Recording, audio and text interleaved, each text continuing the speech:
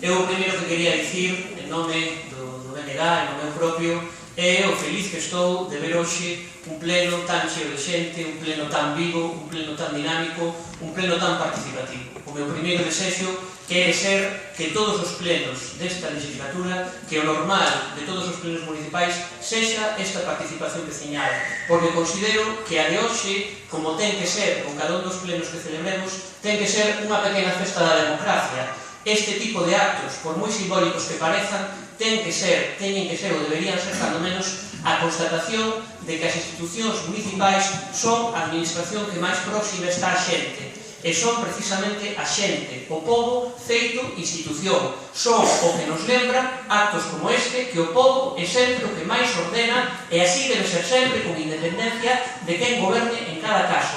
Nunca esquezamos iso, que o pobo é sempre o que máis ordena.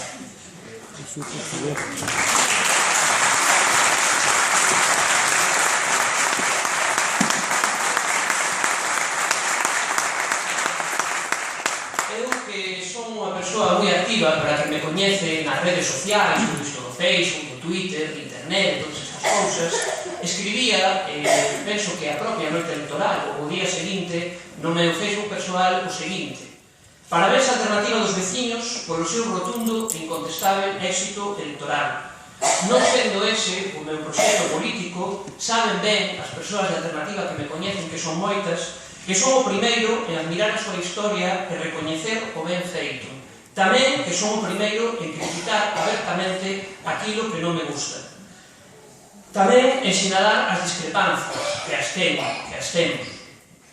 Desde a convicción de que é máis o que nos une que o que nos separa, agrado con sinceridade que veña Oleiros, neste novo tempo que se abre agora, unha etapa de máis diálogo, de máis flexibilidade, de máis receptividade, de máis participación, que a que o noso parecer houbo nos últimos 4 anos na legislatura xa rematada. Unha nova etapa que, ademais, está en sintonía co novo tempo político que hoxe parece que comeza a abrirse en moitos lugares de Galiza e de fora dela. Estánse facendo cambios, está habendo cambios, e Oleiros non pode ser alleo eses cambios. É verdade que Oleiros se fai moito, e ademais ben, pero ademais do que se fai, son necesarios tamén os xestos, na nosa opinión. Son necesarios tamén os pequenos acenos que axuden a acompañar eses feitos desa necesaria transformación e dese necesario espírito de cambio que está comezando a abrirse camiño, por fin, parece, en tantos e tantos lugares de Galiza, por exemplo, na veciña da Coruña.